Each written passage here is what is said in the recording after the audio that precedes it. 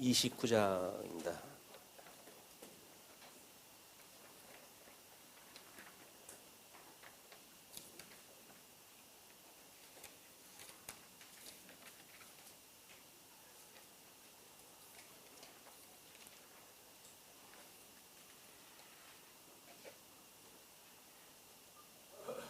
창세기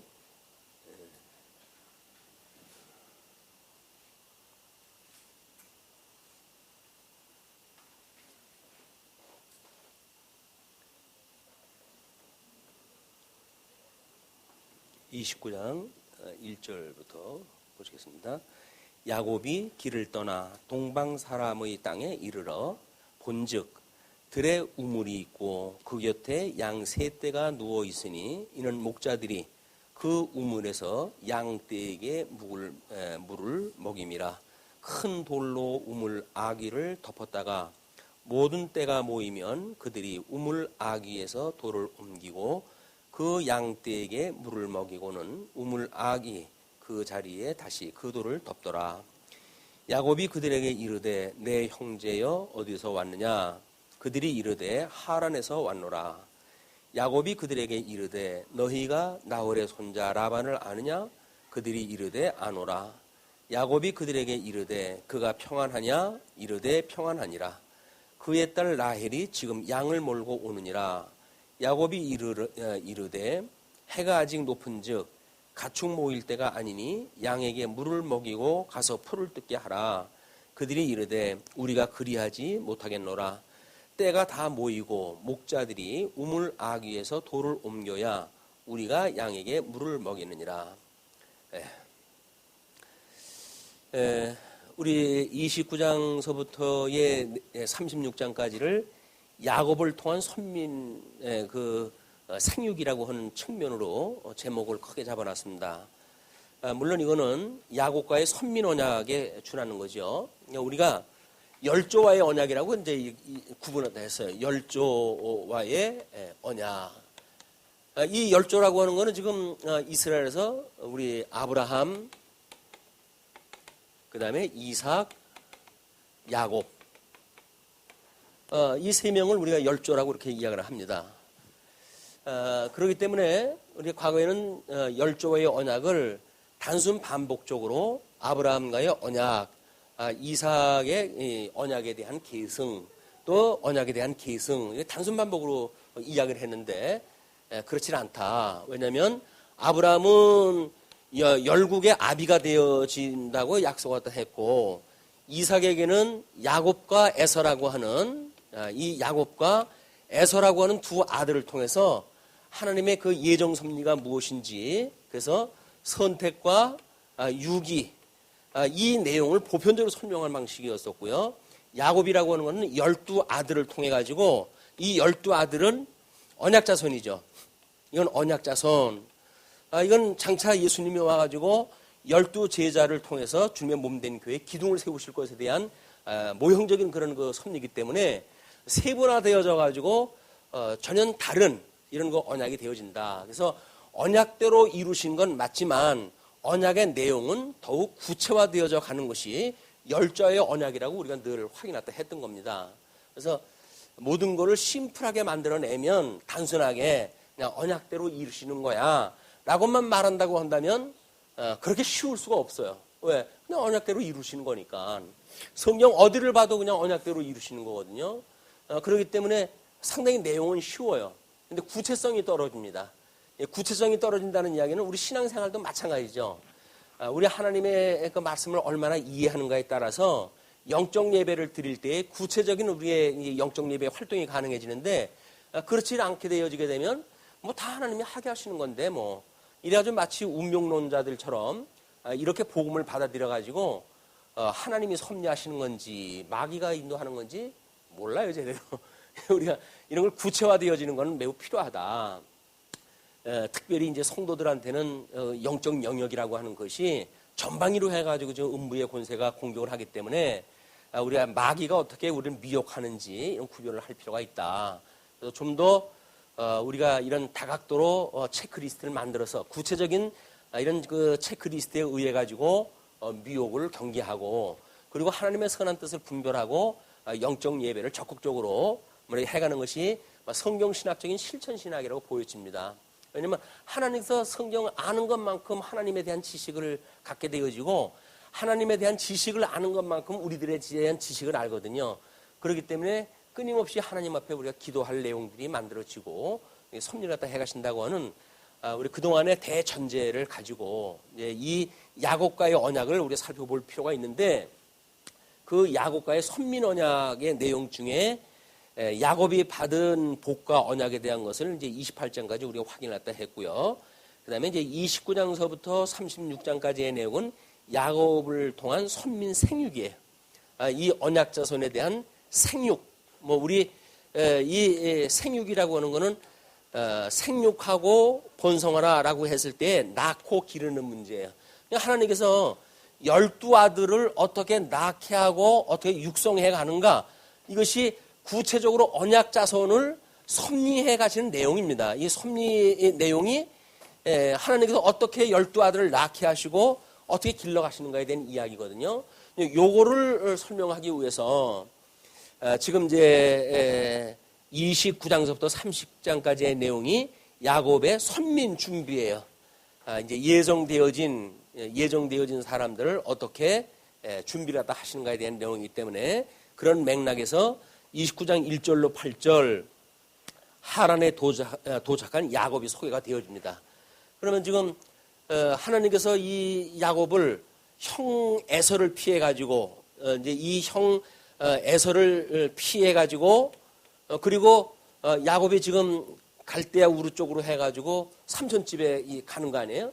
삼촌 집에 이제 엄마가 삼촌 집에 가라고 이렇게 이야기를 했으니까 하나님께서는 야곱은 사랑하시고 에서를 미워했다고 하는 말라기 저 선지서 끝에서 언급되어지는 그 내용의 출발점이 이제 여기서부터 시작이 되어지는 겁니다. 그래서 쌍태를 낳고 우리 리브가가 쌍태를 낳는 그 잉태를 갖다 하는 그 순간서부터 이미 두 민족이 네 배 안에서 갈려졌구나 라고 해서 큰 자와 작은 자의 갈등 문제를 이미 여기서 언약되어진 겁니다. 이 언약되어진 내용이 쭉 소개가 되어져 가지고 말라기에 가게 되면 내가 야곱은 사랑하고 에서는 미워하지 않았니? 라는 걸로 해가지고 하나님이 사랑하는 백성들을 어떻게 섭리하시는지에 대한 것이 소개가 되어지기 때문에 지금 우리는 12아들을 하나님께서 어떻게 생육하시는가라고 하는 문제는 야곱을 사랑하셔서 사랑하시는 그 표현이 사랑하셔가지고 해가실 일이 무엇인가? 이것이 12아들을 통한 언약 자손을 만들고 선민 국가를 이 야곱을 중심으로 해서 만들어 가시겠다 그 이야기야. 나머지에서는 멸망의 자식으로 만들어 간다는 이야기죠. 그래서 아니 리브가 한 어머니 배 안에서 이미 아들이 이렇게 나뉘게 되는데 우리가 우리 내가 3대째 내가 태어나기 전서부터 내가 예수 믿은 사람이에요 라고 말하는 거는 웃기는 이야기입니다. 왜냐하면 하나님께서는 이미 배 안에서 택자와 불택자를 이렇게 가르치는 분이기 때문에 부모님이 믿는 신앙 때문에 내가 나는 믿음을 버리지는 않을 거예요 라고 하는 거는 이게 부질없는 이야기예요. 하나님께서 각자에게 이런 은혜를 주셔야 되는데 오늘 특별히 이제 우리 이 야곱의 지금 언약 자손을 하나님께서 생육하게 하시는 과정을 통해 가지고 그 내용을 확인을 해볼까 합니다. 일단은 야곱이 길을 떠나서 동방 사람의 땅에 이르렀어요. 이건 지금 하나님 앞에 이제 그 출발을 하는 그 과정 중에 지금 베델이라고 하는 지역에서 잠을 자다가 하나님을 만나잖아요. 하나님을 만나고 그리고 이제 거기에 돌기둥을 세우고 이렇게 해가지고 하나님을 만난 그런 그 믿음의 상태를 가지고 좀 출발을 갖다 해가지고 무사히 도착이 되어진 겁니다. 그렇다고 한다면 동방 사람의 땅에 이르러 가지고 본즉 들에 우물이 있고 그 곁에 양 세 떼가 누워 있으니 이는 목자들이 그 우물에서 양떼에게 물을 먹임이라. 그래서 양떼가 먼저 야곱의 여행길에 맞이하는 무리들이 양떼 무리들이에요. 이거는 우리 예수님께서 끊임없이 양의 무리를 통해 가지고 우리 주님에 대한 걸 소개하잖아요. 이거는 이 양떼를 모는 이런 그 문제는 이미 하나님의 언약 자손이라고 하는 이런 그 민족을 어떻게 보여줄 건가를 지금 미리 그림으로 보여주는 일들입니다. 아직은 이제 12아들에 대한 야곱이 언약을 받은 것이 없지만 생육하고 번성하라고 하는 그런 그 이야기를 들었지만 이렇게 목도하게 되어지는 부모님을 곁을 떠나가지고 양떼를 만나고 새로운 이 양떼에 있는 그 가정이 자기 삼촌 라반이 있는 지역이란 말이에요. 이 삼촌 라반을 만나고 여기서 이제 두 아내 이 레아와 라헬을 만나게 되어지는 이런 그 역사 섭리가 되어질 때 이미 먼저 보여주는 그림이 양떼를 만나게 하는 그림이에요. 그 양떼를 만나게 하시고 그리고 이제 물 아기를 이제 큰 돌로 덮었다가 물을 먹이고는 이제 그 돌을 갖다가 다시 덮고 그러는 것이 때로는 이제 양떼가 물 귀한 그런 그 지역에서 뭐 이제 물의 그 증발이라든가 아니면 오물질이 들어간다든가 뭐 또는 어떤 그 뭐 다른 이물질을 넣어가지고 물이 맥힌다든가 하는 거를 막기 위한 그런 안전 방치죠. 그래서 양떼와 양떼가 먹을 우물, 이 우물이라고 하는 걸 좀 자세히 설명했다 하거든요. 그 이 우물에다가 뚜껑을 씌우는 문제가 뭐 중요하다고 성경에서 이렇게 자세히 이야기를 했겠어요. 이것이야말로 이 생수를 양떼가 먹고 살아가게 되어지는데 이 생수는 늘 끊임없이 어떤 약속이 아니게 되면 열려지지 않는 이런 그 우물을 이야기해서 양떼들이 먹을 물이 무엇인가 이런 거를 복합적으로 지금 이 선민국가의 그림이 여기서부터 이제 그려지는 거예요. 일반 계시적으로 보여지는 건데 물론 뭐 성경에서 특별히 그걸 이야기하려고 강제로 이야기를 한 건 아니겠지만 지금 자세히 기술하는 걸로 보아서는 분명히 여기에 12아들을 생육하고 있는 그림이 그려져 있다. 이걸 우리 읽어낼 수 있다는 겁니다.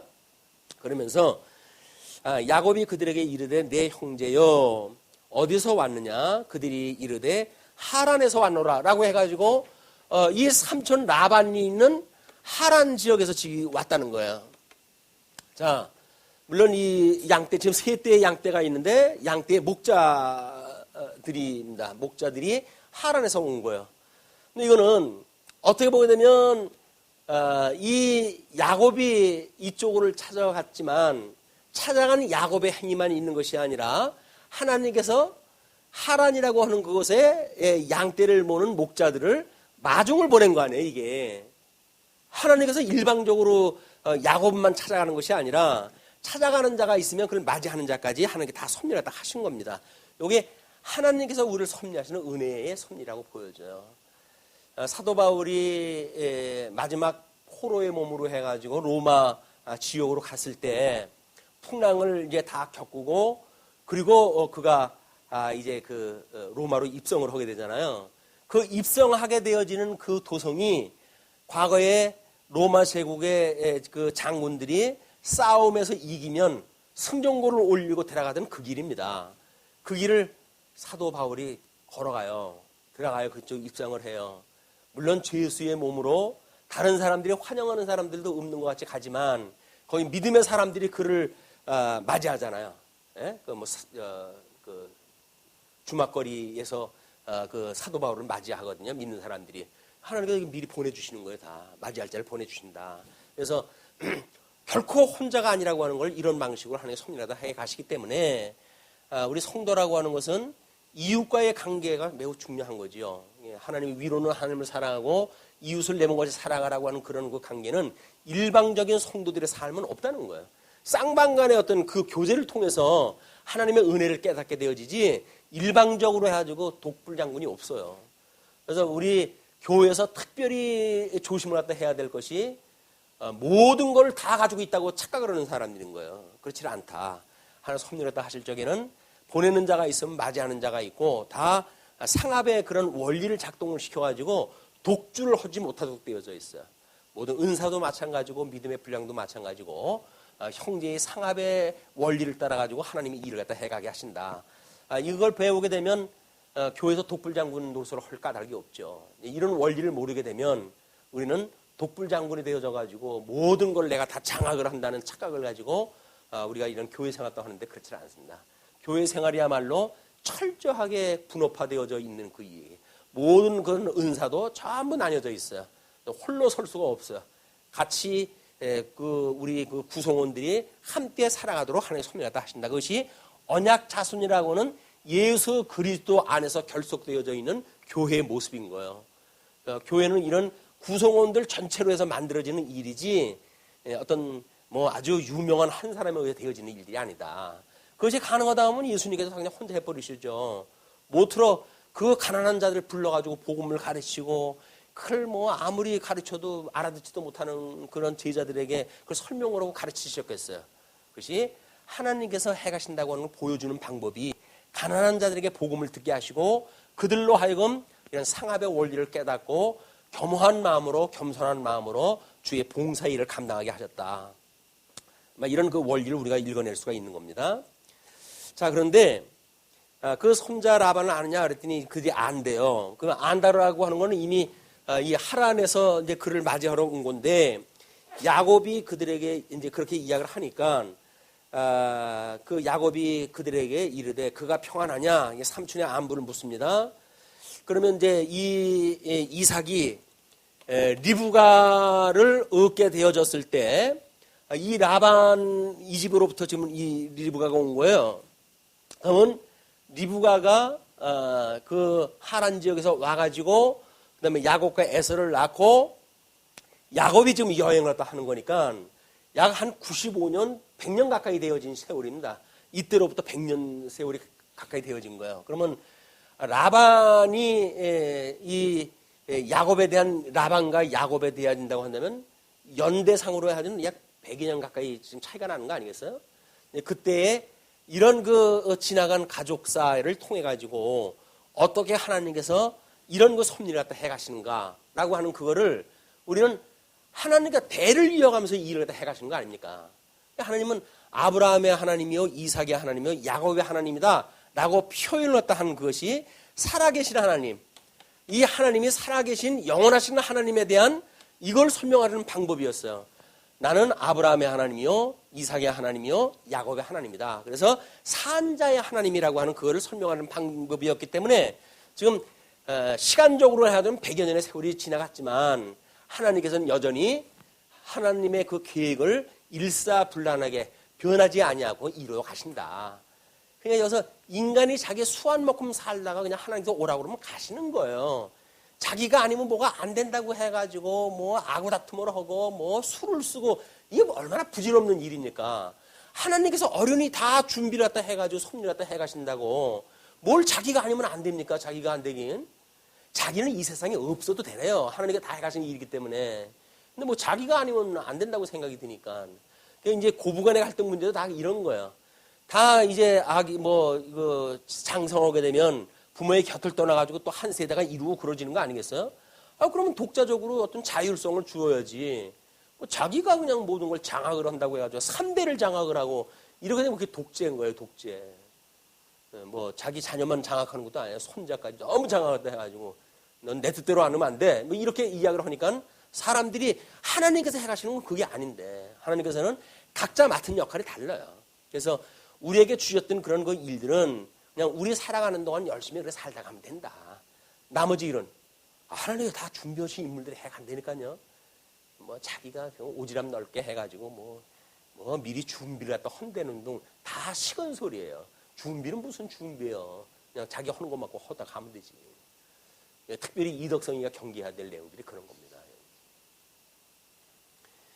자, 이제 그런데 그때 이제 풍습이 지금 라헬이 양을 몰고 오는데 야곱이 이른데 해가 아직 높은즉 그 높다고 하는 그 이야기는 저녁이 아직 덜 됐으니까 가축 모일 때가 아니지 않느냐. 그러니 양에게 물을 먹이고 가서 풀을 뜯게 해라. 이런 걸로 보아서는 이 세 대의 양을 몰고 있던 사람들은 별로 그렇게 충직스러운 종들은 아닌 것 같아요. 그렇죠? 해가 높은데도 그냥 물 먹이고 가자. 굳이 그때까지 먹일 필요가 뭐가 있냐. 이렇게 하는 자기 위주로 목자, 이 양떼를 이제 움직이는 자들이 아니었었는가 이런 생각이 들어요. 근데 그런 이제 이야기를 다 하고 있는데 지금 이 라헬이 지금 이제 거기 양떼를 몰고 오는 거예요. 그럼 라헬은 이 세 명의 이자들보다는 그래도 오랜 동안 그 양떼를 위해서 이 풀 먹이던 자 아니에요? 그러니까 조금은 그런 그 면에 있어서는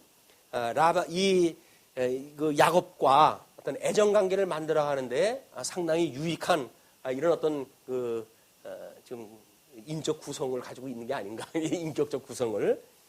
자, 그렇게 이야기를 하니까 그들이 이르되 우리가 그리하지 못하겠노라.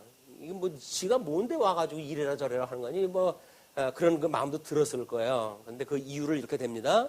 때가 다 모이고 목자들이 우물 아귀에서 돌을 옮겨야 우리가 양에게 물을 먹이느니라. 그러니까 그때 우물을 사용하던 양떼의 무리들이 있어요. 하여튼 이 우물에 물을 먹이는 양떼들이. 근데 여기 세 떼와 라헬이 끌고 오는 그 양떼물이 네 떼의 양떼가 이 우물 하나를 사용했던 거죠. 이렇게 되어졌을 때. 그런 그 양떼의 우물을 좀 이야기를 한단 말이에요. 그러면 여기 세 떼와 여기 한 떼, 라헬의 그 한 떼. 그래서 네 떼가 이 우물을 사용하는 거 아니겠어요? 이렇게 이야기를 하게 되면 우리가 이상한 그런 건 논리를 끌어간다고 하겠지만 다만 이 네 양떼가 사용한 우물이다. 요거까지만 우리가 한번 생각을 염두에 두시고 다음 구절을 한번 읽어 나가 보시죠. 그런데 야곱이 그들과 말하는 동안에 라헬이 그의 아버지의 양과 함께 오니 그가 그의 양들을 치고 있었기 때문이다. 근데 이 보세요. 레아는 큰 언니예요. 이거는 둘째 그 딸 아닙니까? 근데 라헬이 지금 몰고 오는 양떼는 라반의 양떼를 라헬이 끌고 와요. 우리 이제 나중에 야곱의 12아들 중에서도 12아들 중에 요셉만 이제 색동저고리 옷을 입고 아버지 옆에 있고 나머지 아들들은 전부 양을 치러 가기도 하고 때로는 다윗의 모습을 보게 되면 다윗의 8 형제들은 전부 불렀을 적에 사무엘이 불렀을 때 다 사물 앞에 서지만 다윗만 막내인데 혼자 양머리를 갖다 치고 있어요. 그래서 선한 목자이신 다윗을 보여주는 그 그림과 지금 라헬이 자기 아버지의 양떼를 대신 치는 문제와 이런 같은 어떤 그런 문화적인 배경이 있습니다. 차자임에도 불구하고 아버지의 양떼를 건수하는 이런 그 문제가 언급이 되어져요. 그것도 염두에 두시고 그 다음에 야곱이 이제 그 9절서부터 우리가 14절까지가 라헬을 만나가지고 라반의 집을 방문하는 내용인데 10절에 야곱이 그의 외삼촌 라반의 딸 라헬과 그의 외삼촌의 양을 보고 나아가 우물 아귀에서 돌을 옮기고 외삼촌 라반의 양떼에게 물을 먹이고 양떼에게 먼저 물을 먹여요. 그리고 그가 라헬에게 입 맞추고 소리내어 울며 그에게 자기가 그의 아버지의 생질이요 리브가의 아들됨을 말하였더니 라헬이 달려가서 그 아버지에게 알림해 라반이 그의 생질 야곱의 소식을 듣고 달려와서 그를 영접하여 안고 입 맞추며 자기 집으로 인도하여 드리니 야곱이 자기의 모든 일을 라반에게 말하며 영접 상태가 이제 더 집중적으로 해가지고 라헬이 먼저 와가지고 야곱을 이제 맞이하게 되어지고 이 라헬에게 들었던 이 야곱에게 그 이야기를 듣고는 자기 아버지한테 가가지고 사실을 보고하고 아버지가 이제 급히 달려가지고 급기야 라반 오고 조우가 되어집니다. 라반과 이제 야곱이 만나게 되어지는 거죠. 그러면 이 라반의 동생 아니에요, 리브가가 생질이니까 이 동생이란 말이에요. 그러니까 조카를 만난 거 아니에요, 조카를. 얼마나 감격하겠어요. 살았는지 죽었는지도 물론 그동안에 어떤 그 연락망이 있어가지고 연락을 했는지는 모르겠지만 그때의 라반은 상당히 입을 맞추고 이렇게 포옹을 하고 울 정도의 감격을 가지고 있었던 것이 소개가 되어집니다. 그러면서 라반이 이르되 너는 참으로 내 혈육이로다 하였더라. 야곱이 한 달을 그와 함께 거주하더니 그래서 한 달 동안 손님으로서 야곱이 라반의 집에 유숙을 하게 되어져요. 자, 이거는 손님으로서 이제 되어진 거예요. 이것도 마찬가지로 생육하는 조건을 만들어가는 과정입니다. 그 과정 중에 그렇게 이제 그런 그 일이 있은 뒤에 15절로 20절 라헬을 위한 7년 수고가 소개가 되어져요. 라반이 야곱에게 이르되 내가 비록 내 생질이나 어찌 그저 내 일을 하겠느냐. 내 품삯을 어떻게 할지 내게 말하라. 이는 이제 계약이 이루어지는 거예요. 여기서 손님에서 계약 관계가 이제 이루어집니다. 왜냐면 생질이지만 너한테 밥이나 먹이고 이 일 계속 시킬 수는 없지 않느냐. 네가 뭐가 필요한지 네가 이야기를 해라. 이제 그 이야기죠. 그렇게 했더니 라반에게 두 딸이 있으니 언니의 이름은 레아요, 아우의 이름은 라헬이라. 레아와 라헬이라고는 두 딸이 이제 소개가 되어지죠. 두 딸이 소개가 되어집니다. 그러면서 그 레아는 시력이 약하고 시력이 약하다는 걸로 보아서는 알력이 이제 약한 것 같아요. 알력이. 그러니까 그 알력이라고 하는 것이 물론 뭐 지금의 어떤 육적인 이런 그 시력이 떨어지는 것도 있겠지만 보통 이제 총기가 이제 그 뭐 눈에 있다 이렇게 이야기를 했을 때 보게 되면 나름대로 지혜가 떨어지는 이런 걸로 우리가 이해를 할 수가 있을 것 같아요. 그런 이 레아는 그런 데에 반해 가지고 라헬은 곱고 아리따우니 야곱이 라헬을 더 사랑함으로. 이건 아직 결혼도 하기 전인 거예요. 그냥 두 자매를 보았는데 이 야곱이 더 사랑했다는 이야기는 뭐야? 더 사랑했다는 이야기는 레아도 사랑을 했다는 이야기예요. 이게 어떤 연분을 갖다 마음에 둔 거죠. 저 여자도 내가 이거 결혼을 갖다 했으면 좋겠다라고 하는 마음을 가지고 있었는데 이 라헬은 더 사랑한 것뿐이에요. 그러니까는 뭐 누구는 사랑하고 누구는 미워하고 그런 개념이 아니라 아직은 지금 선택권이 자기한테 뭐만 있는 것도 아니고 쌍방 안에 또 이제 그 뭐 부모하고의 계약 관계도 있고 그러는 거니까 뭐 이 여자도 사랑할 만하고 이 여자도 사랑할 만하다. 근데 이 여자가 더 사랑스럽다. 이런 자기의 기준을 가지고 있는 거야. 자기의 이 기준을 가지고 있는데 야곱이 라헬을 더 사랑함으로 대답하되 내가 외삼촌의 작은 딸 라헬을 위하여 외삼촌에게 7년을 섬기리다 해야 7년 봉사를 이야기를 해요. 7년 봉사. 뭐 어떻게 보게 되면 아내를 얻기 위해 가지고 7년 동안 자기가 이걸 봉사로 하겠다고 하는 이야기니까 이거는 나름대로 아내에 대한 어떤 가치일 수도 있고 뭐 자기의 어떤 선택했던 것에 대한 충분한 이유가 될 수가 있을 것 같습니다. 더 사랑하는 여인을 얻기 위해 가지고 그렇게 이야기했어요. 인간적인 야곱의 그런 시각으로 봤을 때. 그런데 19절을 보시게 되면 라반이 이르되 그를 내게 주는 것이 타인에게 주는 것보다 나으니 나와 함께 있으라. 계약이 이루어졌어요. 7년 동안 봉사하게 되면 내 큰딸을 주겠다. 왜냐하면 라반의 입장에서 보게 되면 어차피 이때의 그 딸은 재산이에요. 재산. 재산은 딸을 시집을 보낸다고 했을 적에는 충분한 대가를 받고 이제 딸을 시집을 보내는 거 아닙니까? 근데 지금 이 야곱은 7년 동안 지금 봉사를 하겠다고 하는 거니까 이거는 이제 이 라헬에 대한 가치일 수가 있는 거예요. 7년 동안 내가 봉사도 하겠다 하는 정도에. 우리가 뭐 7년 동안 품삯이 얼마나 나오는지 모르겠어요. 하루에 뭐 우리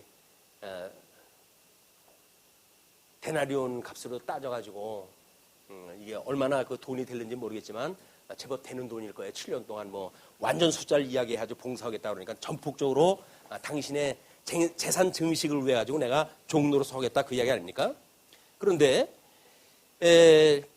야곱이 라반이 이르되 그를 이제 다른 사람한테 주니까 나하고 함께 있으리라. 야곱이 라헬을 위하여 7년 동안 라반을 섬겼으나 그를 사랑하는 까닭에 7년을 며칠같이 여겼더라.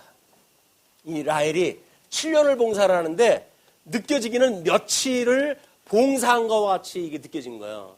그러니까 자기가 좋아서 하는 일은 7년이 됐든 10년이 됐든 그냥 이게 그렇게 느껴지질 않는 거예요. 왜 지겹게 느껴집니까? 이게 별로 가치가 없는 거예요. 아, 내가 이걸 위해 가지고 일해야 돼? 뭐 이렇게 생각이 드니까 7년커녕 뭐 이건 뭐 며칠 갖다 해도 아까운 것 같고 이제 이렇게 되어지겠죠. 근데 사랑하기 때문에 이 일을 갖다 하니까 7년을 봉사하는데 며칠이 지나갔처럼 훌쩍 지나가 버렸어요. 야, 뭐 어떤 사람은 일각이 여삼추라고 그러는데 이건 뭐 세월이 유수와 같이 흘러서 쏜살같이 흘러가는 세월이 쏜살같이 흘러간 거예요. 이래가지고 이제 결혼 때가 되어졌어요. 21절에 야곱이 라반에게 이르되 내 기한이 찼으니 내 아내를 내게 주소서 내가 그에게 들어가겠나이다. 결혼시켜달라고 그러는 거죠. 계약 기간이 됐으니까. 그렇게 해가지고 그 22절에 라반이 그곳 사람을 다 모아 잔치하고 이제 사람들 다 모아 잔치까지 폈어요. 저녁에 그의 딸 레아를 야곱에게로 데려가매 야곱이 그에게로 들어가니라. 뭐 그때 결혼 그 문화로 보았을 적에는 막 해가 떨어진 뒤에 이제 뭐 합방이 되어지거나 이제 그렇게 되어졌겠죠. 근데 잔치가 한창 벌어지고 저녁 때 이제 합방을 갖다 하려고 야곱이 신방에 들어가는데 삼촌이 라헬을 들여보는 것이 아니라 레아를 갖다 들여보는 거예요. 이 세상에 어째 이런 일이 이게 하나님이 해가시는 일이 어떤 의미가 있는지 우리가 이제 봐야 돼요. 그것이 뭐 라반이 사기꾼이다 이건 뭐 또 어떤 사람은 그렇게 해놨더라고요. 야곱 자기 형을 속이고 아버지를 속이고 그렇게 하더니 인자 만났다 이제 뭐 이렇게 설명을 했다고 그러는데 지금 하나님께서 지금 뭐 이렇게 우스갯소리 하자고 그러는 거 아니잖아요. 분명히 어떤 생육이라고 하는 이 문제를 풀어가시기 위한 섭리가 있단 말이에요. 이런 중심을 놓치게 되면 야 구약성경은 쉬워요. 왜? 아유 이렇게 재미난 것이 구약성경이네. 뭐 이렇게 하다가 보니까 인간 욕심들이 뭐 작동을 갖다 해가지고 뭐 삼촌 라반과 야곱의 줄다리기가 만들어지고 거기서 암수가 만들어지고 그래도 야곱은 자기 아버지를 속이고 형을 속이던 그런 야비한 자인데 이 삼촌한테는 이게 거꾸로 이렇게 당하고 되는구나. 이렇게 해가지고 그렇게 죄를 지면 안 된다. 뒷날 어떻게 될지 아냐. 뭐 이렇게 교훈적으로 풀어가게 되면 참 우리 이 성경 읽기 힘들어지는 거야. 코에 걸면 코걸이고 귀에 걸면 귀걸인 거야 이제. 그게 아니다. 하나님께서는 어떻게 이 언약 자손을 생육해 가시는지에 대한 하나님의 의도를 지금 보여주고 있단 말이에요. 거기서 라반이 24절에 또 그의 여종 실바를 그의 딸 레아에게로 시녀로 주었더라. 이건 뭐 그때 시녀라고 하는 그거를 나름대로 몸종으로 이제 이렇게 부리고 하던 아이들이니까 그걸 이제 시녀로 주었어요. 야곱이 아침에 보니 레아라. 기가 막힌 거예요. 이게 눈을 뜨고 보니까 레아야. 라반에게 이르되 외삼촌이 어찌하여 내게 이같이 행하셨나이까? 내가 라헬을 위하여 외삼촌을 섬기지 아니하였나이까? 계약에는 라헬을 위해 가지고 내가 7년 봉사한다고 그랬는데 이 레아가 웬 말입니까? 해가지고 따지는 거죠. 그러면서 외삼촌이 나를 속이시면 어찌 됨이니까? 라반이 이르되 언니보다 아우를 먼저 주는 것은 우리 지방에서 하지 아니하는 바이라. 지금 하란에 있었던 풍습을 따라 가지고 변명을 하는 거예요. 근데 가나안 땅에서 지금 있던 야곱이 지금 하란 땅에 왔으니까 하란에 대한 정보는 몰라요. 문화에 대한 정보는. 그런데 이제 어떤 부지런 하신 그 연구하시는 분들이 연구를 쭉 했던가 봐요. 근데 그때 하란에 그런 풍습이 없다고 이제 밝혀냈어요. 어떤 분이. 그것도 사실인지는 모르겠지만 그런 문화가 없었다. 이건 라반이 의도적으로 사기친 거다. 사기 행각으로 그걸 몰아가더라고요. 뭐 그렇게 보겠다 그러면 할 수 없죠. 이제 그렇게 되어졌어요. 일단. 근데 라반 이제 그렇게 이야기를 하면서 우리 지방에는 그렇게 하지 않는 거다. 이렇게 이야기하면서 이를 위하여 7일을 채우라. 우리가 그도 내게 주리니 내가 또 나를 7년 동안 섬길지라. 7일 동안만 레아와 이제 이런 그 어떤 신혼에 대한 이런 그 기간 7일을 보내게 되어지게 되면 다시 라헬을 너한테 줄 테니까 그를 위해서 7년을 더 봉사해라. 그런 그 이야기예요. 이건 얼마든지 뭐 제시할 수 있는 그런 그 이야기입니다. 문제는 우리 이제 그렇게 하면서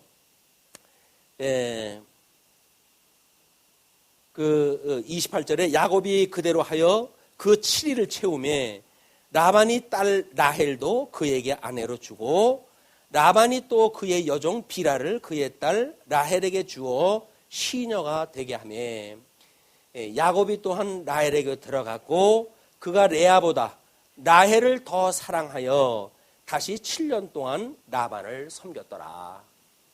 근데 뭐 혼인 관계가 어떻게 되어졌는지 여자지간 뭐 더 주기로 약속이 되어져 있는데 약혼 관계인지 이런 건 모르겠지만 나중에 아들을 낳는 걸 보게 되면 라헬하고의 그 이런 그 계약이 아들을 낳고 뭐 못 낳고 하기 전에 레아가 4명의 아들을 숨풍숨풍 낳아요. 그러니까는 그렇게 네 아들을 낳을 때까지 라헬이 어떤 그런 관계가 없었다고 한다면 이 지금 7일을 약속을 하고 나머지 너에게 주겠다라고 하는 그것이 약혼 관계인지 결혼 관계인지 오늘 우리가 뒤에 잠깐 살펴봐야 될 것 같습니다. 자, 그러면서 그 31절서부터 드디어 지금 그 35절까지 레아가 낳은 네 아들들이 소개가 되어지거든요.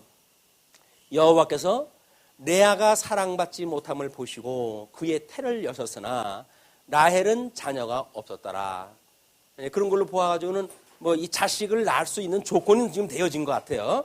근데 레아가 임신하여 아들을 낳고 그 이름을 르벤이라 하여 이르되 여호와께서 나의 괴로움을 돌보셨으니 이제는 내 남편이 나를 사랑하리로다 하였더라. 가지고 르벤이라고 하는 아들을 낳아요. 르벤. 우리 이스라엘 미리 이제 우리가 내다봐야 될 일은 하나님께서 이 레아와 라헬이라고 하는 두 딸을 통해 가지고 이 야곱의 두 아내를 삼게 하시고 이렇게 하는데 라헬은 봤을 때 인간 야곱이 봤을 때 더 사랑했던 사람이에요. 그런데 레아는 어떻게 되어 풍습이 되어졌든 어떻게 되었든 하나님의 절대 주권적인 사역에 의해 가지고 이 야곱에게 주어진 아내예요. 그래서 이거는 신적 섭리에 의해 만들어진 이 아내입니다. 이거는 인적 이 야곱이라고 하는 자기의 시각으로 봤을 때 사랑한다고 하는 인적 개념에 의해 가지고 선택되어진 부인이에요. 그래서 이런 인간적인 방법으로 더 사랑하는 라헬과 하나님과 강제로 마음에 없던 여자를 아내를 삼게 가지고 낳게 됐던 이 12아들, 이 12아들의 섭리가 이미 여기서부터 소개가 되어지는 거예요. 물론 이제 우리 창세기 끝장 49장 50장 가게 되면 12아들들에 대한 축복 기도가 나오잖아요. 그거에 의해 가지고 그의 민족사가 어떻게 이루어질 것인지 구체적으로 이루어지고, 그런데 뭐 우리가 아는 바대로 여기에 루벤을 낳고 이제 이렇게 되죠. 거기에 루벤을 낳고 그 루벤이라 하여 이제 하나님 나를 사랑하리라 하였더라. 그가 다시 임신하여 아들을 낳고 이르되 여호와께서 내가 사랑을 받지 못함을 들으셨으므로 내게 이 아들을 주셨도다 하고 그 이름을 시므온이라 하였더라. 시므온이라고 하는 아들을 또 낳아요. 자, 이 야곱이 더 사랑한 건 더 사랑했다고 할지라도 아들을 계속 낳는 거 보니까 무슨 작업은 계속 되어지고 있는 거예요, 이게.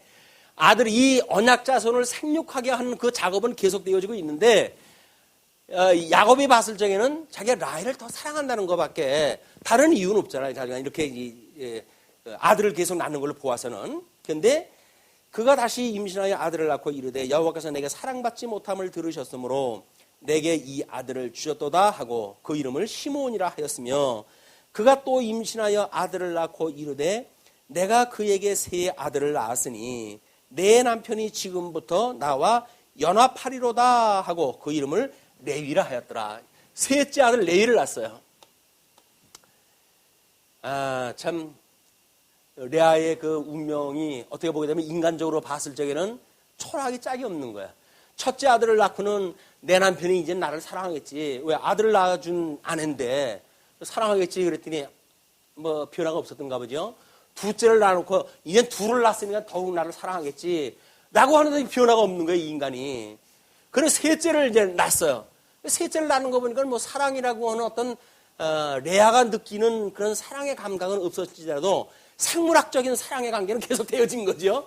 셋째 아들을 낳아놓고는 이제는 내가 3명이나 낳아줬으니까 내 남편이 나와 연합을 갖다 하지 않겠느냐 라고 하는 소망을 가지고 레위라고 하는 이름을 붙여준 거예요.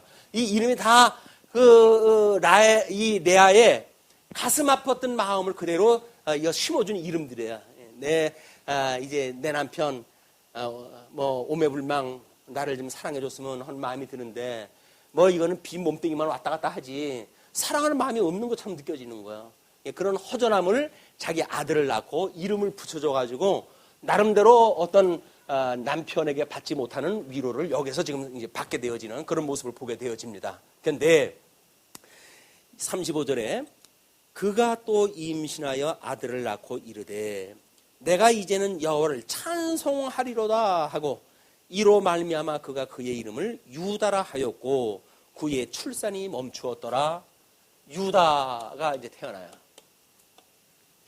자, 뭐 우리 12지파를 통해 가지고 하나님이 선민국가를 만드실 때, 이 선민국가가 만들어질 때, 물론 다윗의 통일왕국이 이루어지잖아요. 그러면 하나님께서 이 통일왕국을 창건하실 때, 이 다윗으로 하여금 끝없는 분쟁을 일으키게 합니다. 남쪽 그 유다 지파하고 이 나머지 그 10지파하고 끊임없는 갈등이 있는 거예요. 그런 가운데 유다가 어떻게 해가지고 이제 12지파를 다 묶어가지고 선민국가를 창건했다 하잖아요. 창건이 되어졌는데 뭐 이래가지고 자기 아들 솔로몬 때까지 한 80년 세월이 흘렀어요. 그래 놓고는 자기 아들이 이제 자기가 이제 물려주는 르호보암이라고 하는 아들에게 물려주고 자기는 이제 떠났잖아요. 근데 여로보암이라고 하는 그 인물이 등장했다 하더니 르호보암한테 솔로몬 세금 때문에 우리가 너무 힘들었다. 세금 좀 줄여라. 요즘도 이제 대기업에 뭐 세금을 이제 어떻게 해야 되냐 하는 문제 때문에 뭐 난리도 아닌데 유교 난리는 난리도 아니에요. 어떻게들 쌈박질을 갖다 하는지. 자, 여로보암이 명분이에요, 다 이거. 명분, 나라를 지키기 위한 명분입니다. 그 명분을 위했는데 르호보암이 자기 친구들한테 자문을 받잖아요. 야, 얘네들이 와가지고 이렇게 말하는데 어떻게 할까? 라고 이야기를 했다 했더니 먼저는 그래도 예의가 있으니까 솔로몬의 신하들 그 나이 많은 어른들한테 물어봤어요. 어찌하오리까? 그랬더니 그 말 들어야 됩니다. 당신 고개 숙이고 그 말 잘 들으시오. 그래야 나라가 유지가 됩니다. 그랬더니 뭐 노인네들 안 돼. 늙으면 나 죽어야 돼. 이렇게 생각이 든 거예요. 그러니까 동료들한테 이야기를 했더니 야, 뭔 소리냐? 네가 이제 니네 아버지 다음에 네가 왕인데 그럼 네 맘대로 하는 거야. 뭐라고 이야기하면 좋을까? 야, 니네 아버지가 손가락이라면 넌 몸통이라고 그래. 네가 이제 왕인데 무슨 선왕에 대한 것 때문에 영향을 받냐? 네가 모든 걸 해. 이래가지고 김정은이 같은 꼴이 나는 거야. 이제 뭐 어떤 사람은 뭐 뺐다가 올렸다가 해가지고 서열을 조정을 갖다 해가지고 통치를 갖다 해가는 그런 기술은 어디서 배우는지 모르겠어요, 자기가. 그 젊은 애가 그 나이 많은 그 뭐 어른들을 갖다가 직급을 낮췄다 높였다 해가지고 조주를 갖다 해가지고 그렇게 이제 해가는데 르호보암이 그 얘기를 들은 거야. 좋다. 그래가지고 여로보암이 왔는데 그 얘기 갖다 해버렸어요. 그래? 여로보암이 10지파를 데리고 나는 독립을 선언하노라 해가지고 찢어진 거 아니에요? 이 사람들이 10지파니까 국호까지 다 가져왔어요. 이 국호가 이스라엘이라고 하는 국화. 이 국호를 갖다가 그냥 가지고 이 사람들 갔어요. 나머지는 유다 지파하고 베냐민 반 지파가 남았으니까 유다 지파 한 지파만 남은 거예요. 이건 국호도 빼앗긴 채로 그냥 예루살렘이라고 하는 도시가 얘네들 거지에 있으니까 그냥 그 나라의 어떤 명목을 유지해가지고 갈 뿐이지 실세는 이쪽으로 다 건너간 거야. 실세는 10지파가 다 지나갔으니까. 이거는 다윗이 창건할 때서부터 있었던 갈등이고 그 갈등뿐이 아닙니다. 하나님께서 12 아들이 실수하는 그런 그 문제를 언급을 갖다 했을 때 이 유다의 단독 범죄가 이루어져요. 이 유다의 단독 범죄를 아시죠? 유다가 나중에 어떻게 단독 범죄를 갖다 하는지, 그리고 형제들에 대한 그 범죄, 이거 소개가 되어져요. 그러니까 하나님께서 12 아들이 장성한 뒤에 이제 그들을 범죄케 하는데, 이 형제들 10명은 뭐 자기 그 동생 요셉을 잡아 죽이는 그에 동의를 갖다 하는 그런 그 일에 동의를 갖다 해가지고 전부 범죄에 앞서요. 근데 유다는 거기서 야, 그러지 말고 죽일 것 같지 뭐 있냐?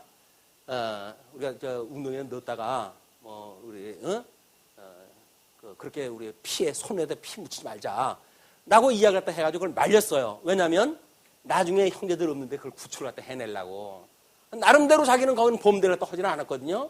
근데 이 전체 범죄에 빠졌던 그 유다가 성경을 읽다 보게 되면 느닷없이 유다가 자기 며느리하고 어떤 관계를 맺는 사건이 소개가 되어져요.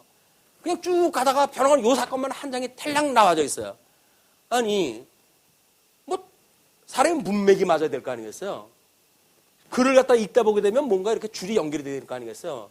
느닷없이 유다의 단독 범죄로 해가지고 자기 며느리하고 관계를 맺는 사건이 소개가 되어지는 거예요. 근데 이 성경이 여기 왜 들어가 있냐, 이게. 혹시 뭐 이렇게 짝이 끼어다가 잘못돼가지고 여기 들어갔나?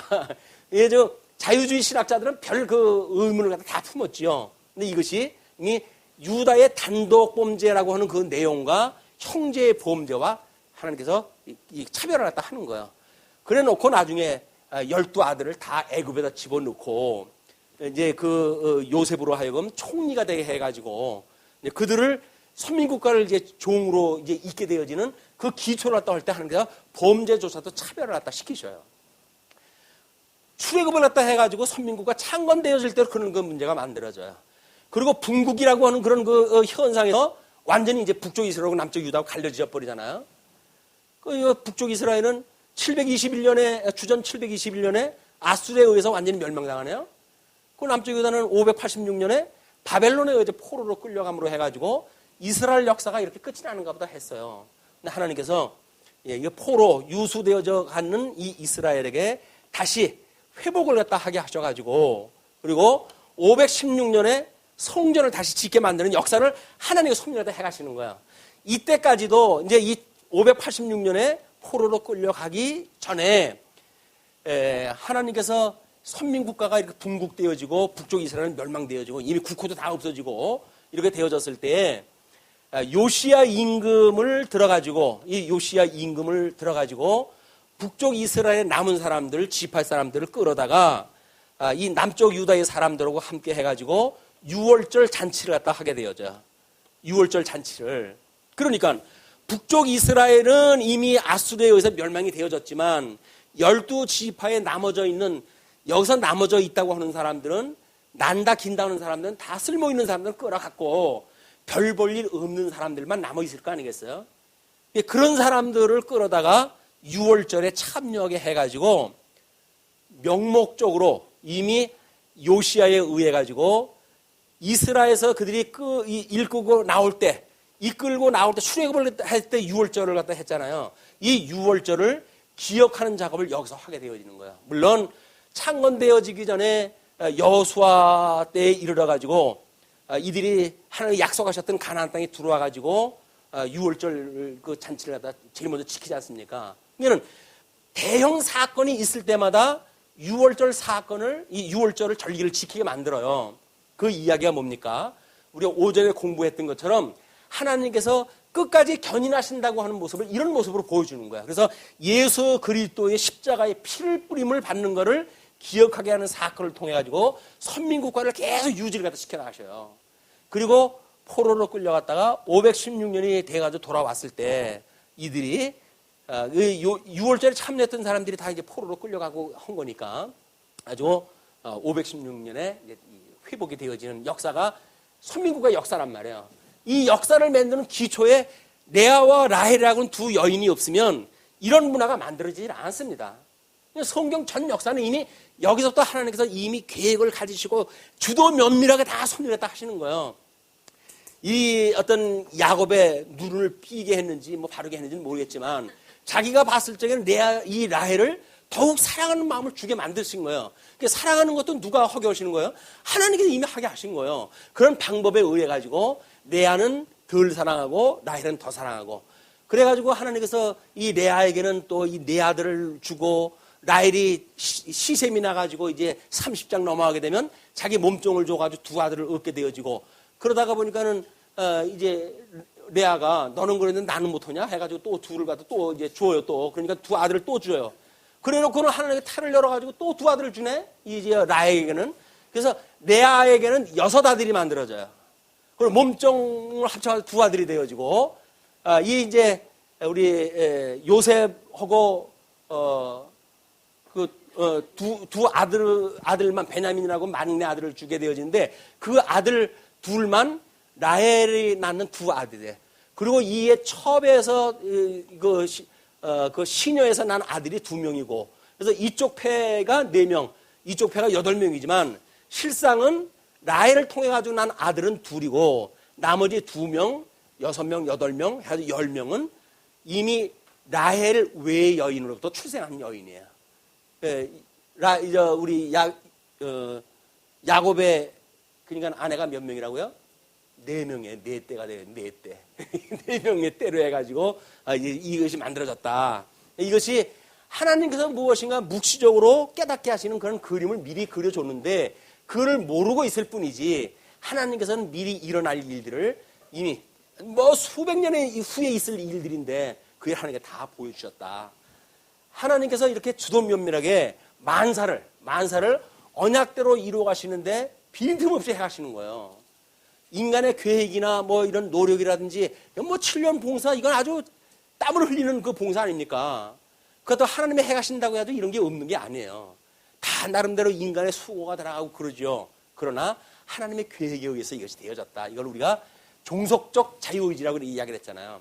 하나님의 절대 주권을 가지고 계시고 인간은 다만 종속적인 자유의지를 가지고 있기 때문에 하나님이 그렇게 역사를 해가시는 것에 의해서 이루어가는 것뿐이란 말이에요. 우리가 하나님이 다 해가신다고 해가지고 인간의 뭐 어떤 행위 같은 걸 없이 여긴다? 그건 하나님의 섭리를 모르는 거예요. 아니 어떻게 하나님이 해가신다고 해가지고 놀고 먹을 수가 있어요. 안 되는 거지. 이걸 하나님에 대한 우리가 오해를 하게 되면 하나님이 다 해가시는 건데 뭐 내가 안 하면 뭐 어디 가? 이래가지고 안 한다든지 하는 일은 성경에 계시되어진 하나님을 제대로 모르고 하는 행위다. 하나님의 섭리를 갖다 해가셨을 적에는 다 7년 봉사, 여기서 또 7년 봉사, 또 이제 자기 재물을 위해 가지고 6년 봉사 해가지고 20년 봉사를 또 하게 만들잖아요. 20년 봉사를 한 이후에 그것도 야반도주 해가지고 독립을 다 하게 되어지는데 이거는 하나님께서 이미 다 계획을 해놓으신 대로 되어지는 거다. 이분이 우리를 사랑하신대요. 예수님을 십자가에 못 박아 죽는 데까지 내어주셨어요. 그렇다고 한다면 지금도 살아계셔서 산자의 하나님, 아브라함의 하나님, 이삭의 하나님, 야곱의 하나님, 그 하나님은 산자의 하나님이에요. 산자의 하나님으로서 지금 살아계신 그 하나님이 우리를 끔찍이 사랑해가지고 우리 죄를 위하여 독생자 예수 그리스도를 보내주시고 그 예수 그리스도의 십자가의 죽으심으로 핏부림으로 인해가지고 사망 곳의 종로로 타는 우리를 구원을 또 해내셨단 말이에요. 그 은혜를 우리가 깨닫고 살아가는 일이 은혜의 감동을 가지고 살아가는 일이다. 우리가 수고로 되어진 것이 아니잖아요. 믿고자 해서 믿어진 것도 아니잖아요. 우리가 먼저 하나님을 찾아간 것도 아니잖아요. 우리는 이미 이방인이 되어져서 하나님 앞에 정말 뭐 이 짐승자서 여기는 이런 그 사람들이었지만 하나님께서 우리를 찾아와가지고 예수를 믿게 하시는 놀라운 은혜를 있게 하시고 그 일로 인해서 우리가 하나님을 아버지라고 부를 수 있는 이런 성도의 삶을 살게 되어졌다. 이 정도의 감격이 되면 아니 라헬 더 사랑하는 아내를 위해 가지고 7년 봉사하는 것이 며칠이 지나간 것처럼 지나간다고 그러는데 이 시대에 우리가 우리 예수님이 우리를 사랑한다고 하는 그 사랑의 힘이 얼마나 이것이 우리들이 할 일이 많고 이렇게 해가시겠어요. 지루해가 섭리를 갖다 해가시지 않는다. 요즘 문제는 사회적인 문제는 그런 것 같습니다. 사람들이 어떤 현상적으로 해가지고는 뭔가 이제 평안한 시대에 사는 건 같아요. 근데 뭘 하면 살 거냐 도대체. 이거 이제 골치가 아픈 거예요. 모르면 살 거냐. 뭐 맨날 무슨 뭐 어디 노인회당 가가지고 뭐 하하하하 하고 손뼉 치고 하면 건강해진다 그러더라. 그래가지고 손뼉 치고 웃으면서 있다 갈 거냐. 무슨 의미가 있을 그 나머지 세월을 살아야 되지 않겠어요. 하나님께 특별히 우리에게 이런 걸 보여주시는 것은 너의 삶이 이런 의미가 있는 거야. 비록 삼촌집의 어떤 그런 노예처럼 너희가 살아갈지언정 사랑하는 자를 너희들이 취하게 되어지고 그를 위한 수고로 인해 가지고 결국은 일가를 이루는 이런 그 모습을 하나님께서 섭리갖다 해가신다. 우리들의 삶의 의미가 여기 있다고 보여집니다. 우리를 사랑하시는 하나님, 그 하나님은 그렇게 우리에게 주어진 삶이 지루할 시간은 아마 주지는 않는 것 같습니다. 우리 병나고 뭐 이렇게 어려워지는 것도 다 지루해서 그래요. 삶이 재미가 없어요. 뭔가 뭐 좀 도약할 수 있는 기회가 되어진다든지 기회가 주어진다든지 이렇게 되어야 되지 않겠어요? 그런데 이미 뭐 오전에도 이야기를 했지만 이런 그 어떤 빈부의 그 격차가 넘을 수 없는 강이 되어져 가지고 신분 변화가 이제 이루어질 수가 없는 거예요. 뭐 교육비의 뭐 사교육비의 비율이 7대 1이라든가요. 뭐 그렇게 이야기해요. 서울 도심지하고 지방하고 이미 아이들 투자로부터 이 육성해가는 이거로부터 투자에 대한 금액이 달라져요. 그러면 상대적으로 아이고 참 너는 돈 없는 나한테 이렇게 아들이 돼가지고 너는 앞으로 어떻게 될 거냐 이런 가지 염려하지 마십시오. 하나님께서는 어떻게 해가실지는 이미 다 준비를 다 해놓으시고 있는 거예요. 그럼 돈 없는 아버지의 아들로 태어났다고 한다면 돈 없는 아들로서의 뭔가 가치를 깨닫고 살아갈 수 있게 하시겠죠. 그걸 복음을 알지 못하면 이게 될 수 없는 일이니까 돈 없다고 하는 타령하지 말고 우리 자녀들에게 끊임없이 이 생명의 말씀 복음을 가르쳐서 그러하여금 가치관을 가지고 이 험악한 세상을 살아가게 하는 일이야말로 가장 위대한 유산을 물려주는 일이다. 믿음 이외에 무슨 유산이 더 큰 게 있겠어요. 그 유산을 물려주는 지혜로운 우리 부모님들이 되어져서 우리 자녀들은 나중에라도 아유 저한테 이 놀라운 복음을 깨닫게 해주셨으니 감사합니다 라고 하는 일이 있었으면 좋겠습니다. 여전히 있는 돈 가지고 있는 돈 왜 안 주냐고 해가지고 칼 들고 오는 그 아들보다는 그래도 어머님 아버님 감사합니다. 복음을 깨닫게 해주셨으니 라고 하는 정말 진리 안에서 함께 기뻐할 수 있는 사랑하는 진정한 사랑하는 가족관계가 이루어졌으면 좋겠다 하는 생각이 절로 납니다. 해가실 것이라고 믿고 우리 지난주에 흩어져 있는 한 주 동안도 하나님 앞에 끊임없이 기도하면서 간구하겠죠. 기도하시겠습니다. 자비로우신